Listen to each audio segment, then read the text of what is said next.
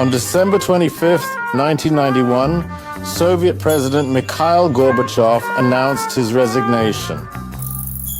Due to the formation of the Commonwealth of Independent States, I ceased my activities as President of the USSR.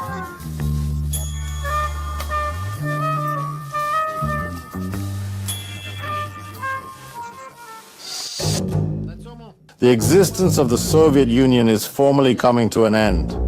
Why did the evil empire suddenly collapse, just like Russia seems to be doing now? Several factors coincided at that time. First, the USSR was long stuck in the war in Afghanistan. Second, during perestroika, centrifugal processes began, particularly in Ukraine. Third, oil prices sharply fell, which had ensured the Soviet budget.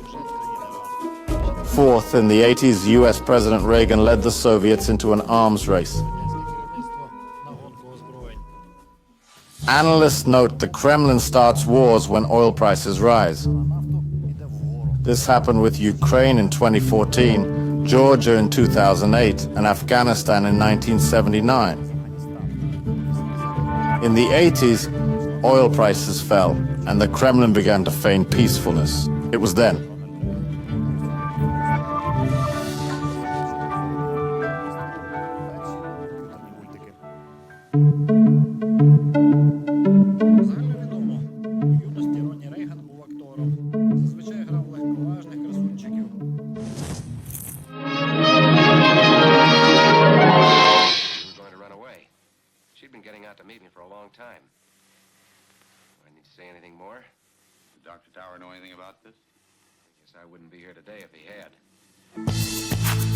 But his biography had a lesser-known yet far more crucial episode. During World War II, Ronald Reagan volunteered for the army. He didn't make it to the front due to poor eyesight. He'd been nearsighted since childhood but refused to wear glasses. When he had to wear them, he banned photos of himself in glasses. That's why such images are extremely rare. During the war, Ronnie filmed training and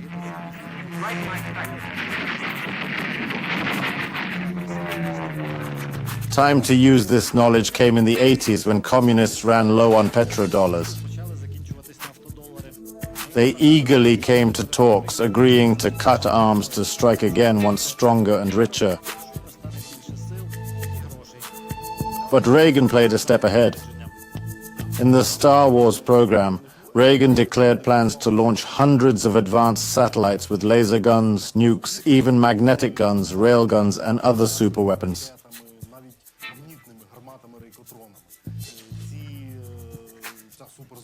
It was meant to destroy any enemy attacking the US, even on their own turf. To prove he meant business, Reagan released his most successful film. It was a short animated cartoon. Journalists quickly dubbed the initiative Star Wars, named after George Lucas's hugely popular trilogy at the time. Reagan's Star Wars program, even more than his famous cartoons, changed the world far more than George Lucas ever could with his Jedi films. In other words, true panic set in at the Kremlin. Scientists assured the Communist Party Central Committee that developing this space weapon system would take decades. However, historians also noted a rumor that the Kremlin seriously considered the possibility of Reagan wiping out the entire Soviet leadership with a single space strike during the May Day parade at the mausoleum.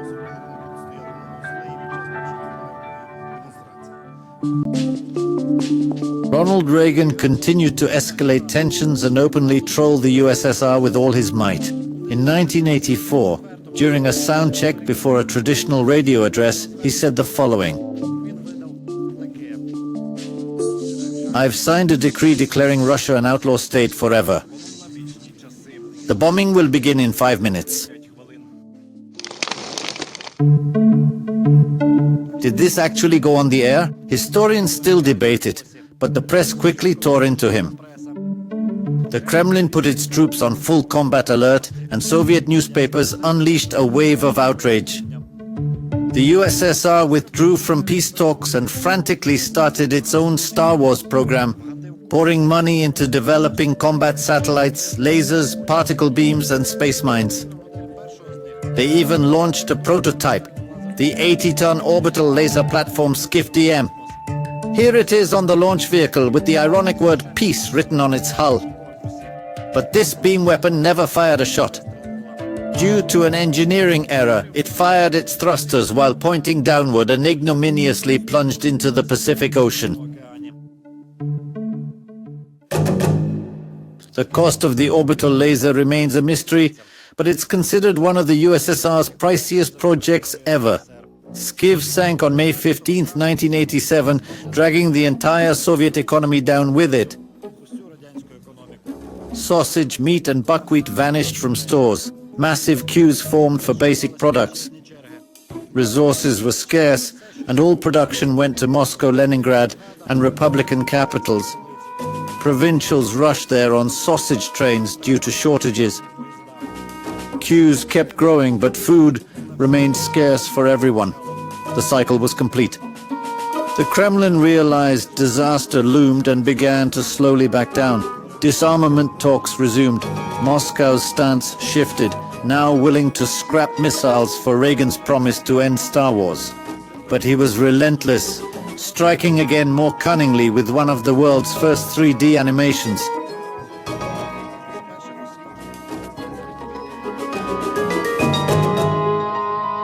The twist?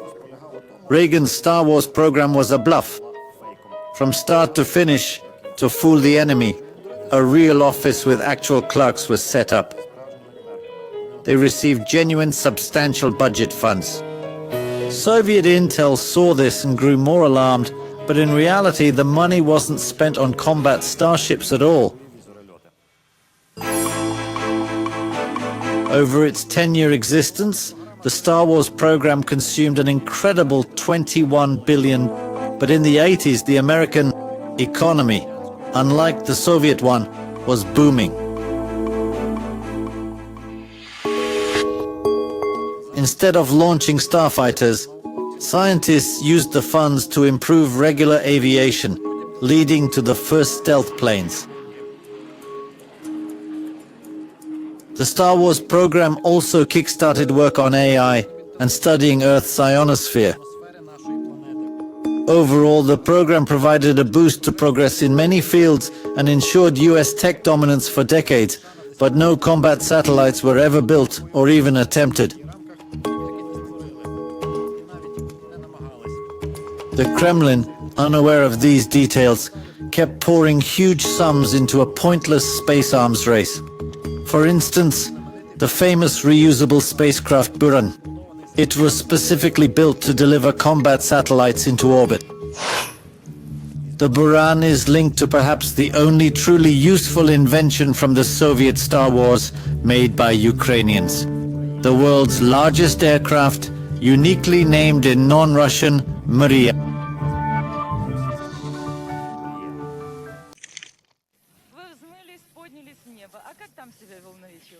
Вы знаете, на удивление прекрасно.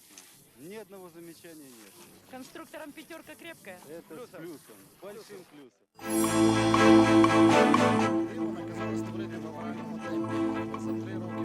From sketch to reality, developers defied time, creating an unreal aircraft. With 240 records and a Guinness entry, it lifted the largest, heaviest and longest loads in human history. In 2022, Russian invaders shattered the dream. The USSR's planned economy crumbled under the space race. It buried the Soviet Union and the entire socialist bloc. The Kremlin shamefully lost the Cold War. 2 cartoons toppled the Red Empire. Actor Ronald Reagan brilliantly played his final role. But external pressure alone wasn't enough. As the regime weakened, national movements erupted across the USSR. In Ukraine, former political prisoners led the charge. June 13th, 1988, Monday, 8 a.m. Lviv. The city Communist Party secretary enters his office cheerful. Adam Martiniuk. A KGB memo lies on the desk. Reading it, the secretary's face darkens. State security reports anti-Soviet elements from Georgia, Baltics, and Central Asia visited Lviv. They all met with Ukrainian Helsinki Group representatives, Vyacheslav Chornovil and Mikhailo Horin. The meeting endorsed an appeal to protect national rights, especially language rights. All this was in the KGB report. As of today, June 13th. Planned founding meeting of Ukrainian Language Society, clearly an anti-Soviet nationalist move.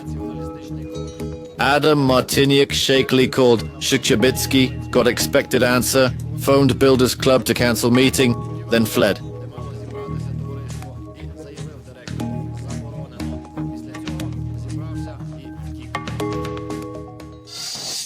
I'm 25 and Adam Martiniuk, jokingly called Madam R by parliament colleagues.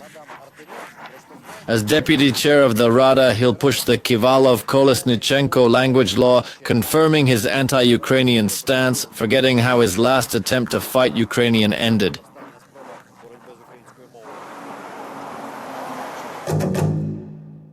On June 13th evening, hundreds gathered at the House of Culture to form a Ukrainian language society. News of the ban sparked outrage. Someone for... It was the first unauthorized rally in Soviet Ukraine.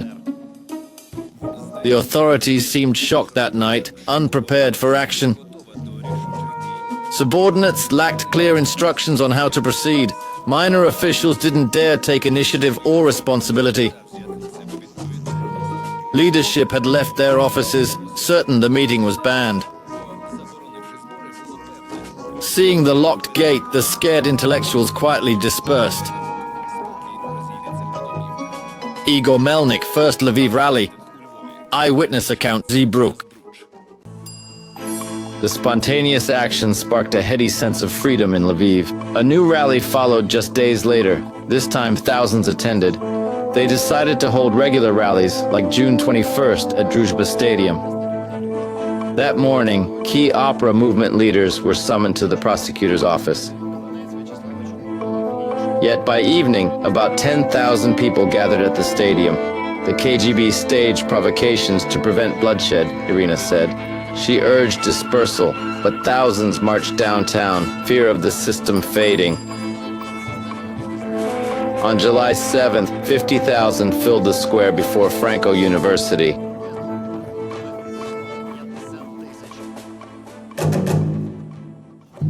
August 4th, 1988. Authorities tried to stop unauthorized gatherings.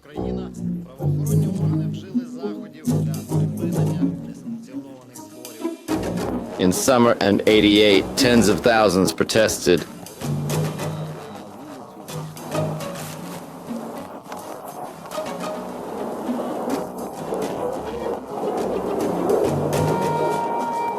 Riot police and dogs were used. This day became known as Bloody Thursday. Special forces portraying future Berkut used batons, beating teens, women, and civilians. Dragged to vans by hair, bloodstains left on the asphalt. Chornovil arrested for 15 days, secretly taken to Zolochev district center, kilometers from Lviv.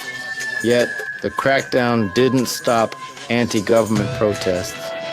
In March of '89, Ukrainian flags flew in Lviv.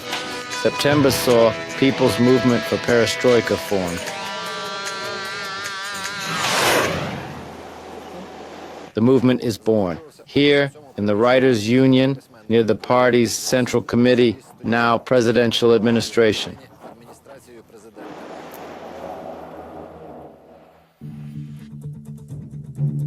The founding Congress was in September '89 at Kiev Polytechnic Institute. Moderate writer Ivan Drak was elected as the organization's leader. I was born under the Libra sign. I'm a rat. A rat by these signs, always seeking various paths and exits, weighing the world. I was born this way, a man who they always tried to push to the front.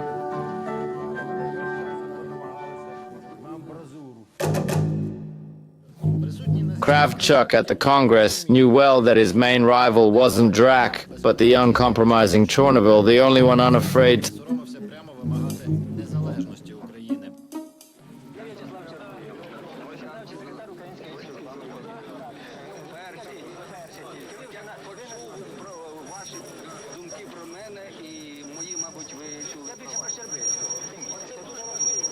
Якщо народ ще в своїй більшості не готовий для сприймання ваших ідей, я зараз не кажу про достовірність чи недостовірність ідей, не готовий сприймати ще частина народу, чи більшість, чи меншість, то ваші дії тоді стають екстремістськими, тому що вони не сприймають. Екстремізм – це не ідеї, а дії, форма діяльності. А ви сказали про ідеї. Значить, ви нас критикуєте за екстремістські ідеї.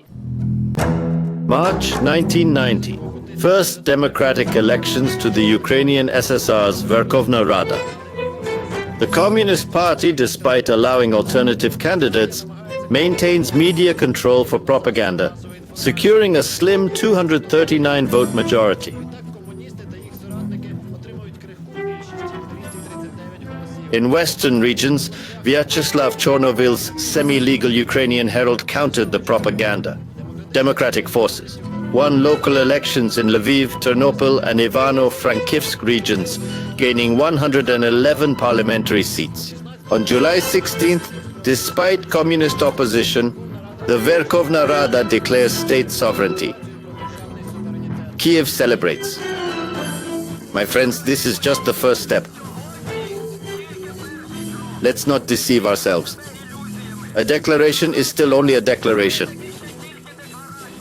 For each phrase to gain life, for a new Ukrainian constitution, for new laws based on this declaration, we face a great and difficult struggle.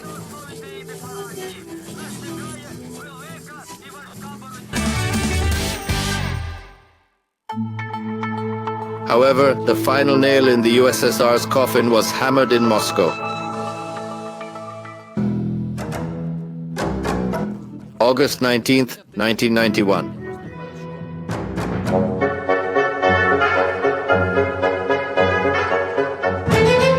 On the eve of signing a new union treaty, a group in USSR leadership announces the creation of a state emergency committee, the Russian GKCHP. The Soviet Union now faces a deep crisis which may call into question the very course.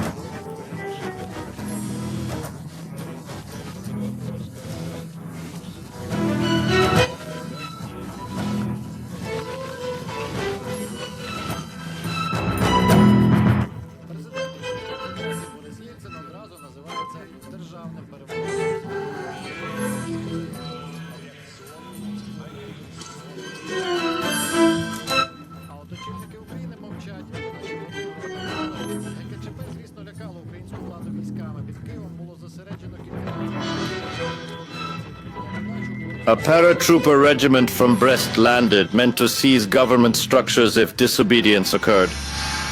While some Ukrainian authorities supported the coup, others waited. The opposition launched mass protests. Here on Independence Square, which was slowly becoming a sacred place. What happened in Moscow was like a comedy. However, the real maiden, surprisingly, was in Moscow there. At Russian leader Yeltsin's call around the Russian...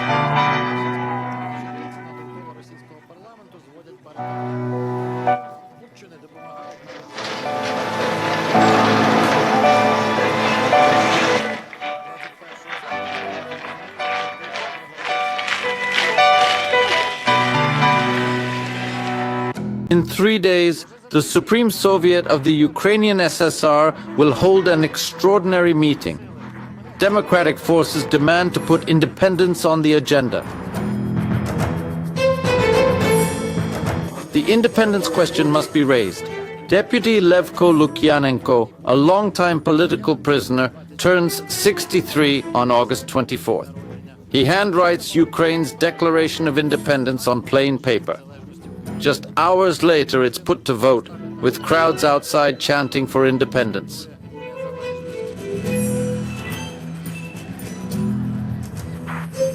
vote results 346 for, 1 against, 12 abstain. To declare Ukraine an independent democratic state on August 24, 1991. On December 8th in Belovej Forest, leaders of Russia, Ukraine and Belarus announced the Soviet Empire's end and formed the Commonwealth of Independent States. We signed an agreement to establish a Commonwealth of 3 independent states. Russia, Ukraine and Belarus. Soon after, attempts to revive the Russian Empire began.